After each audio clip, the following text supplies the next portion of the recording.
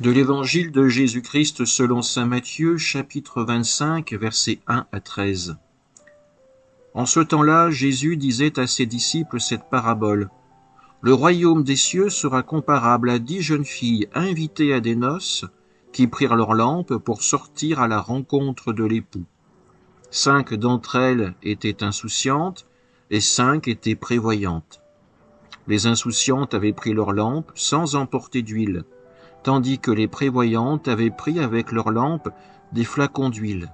Comme l'époux tardait, elles s'assoupirent toutes et s'endormirent. Au milieu de la nuit, il y eut un cri « Voici l'époux, sortez à sa rencontre !»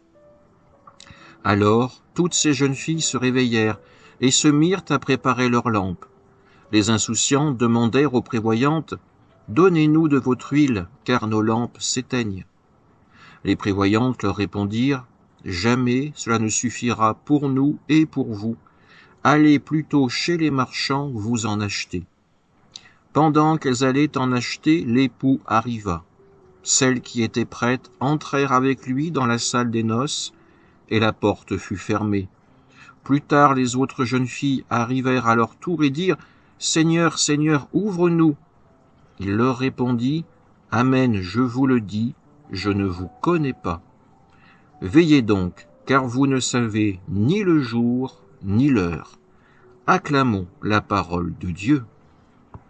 Bien souvent, les parents qui demandent le baptême pour leurs enfants voient cela comme un geste isolé, un acte qui se suffit à lui-même. Pourtant, avec une réflexion de ce genre, l'enfant qui va grandir sera peut-être dans la situation de la Vierge insouciante.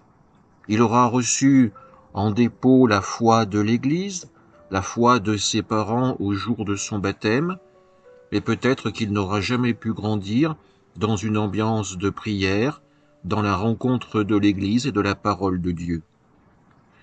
Nos vies sont faites de joie et de difficultés.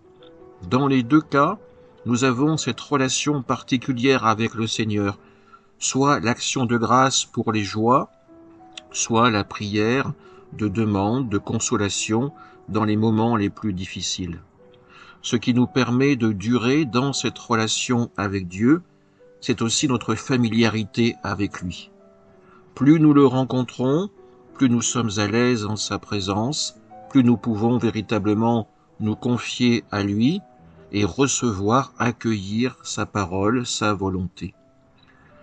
Aujourd'hui, prions pour les personnes qui sont peut-être en recherche du Seigneur et qui ne savent pas encore comment l'accueillir dans leur vie. Amen.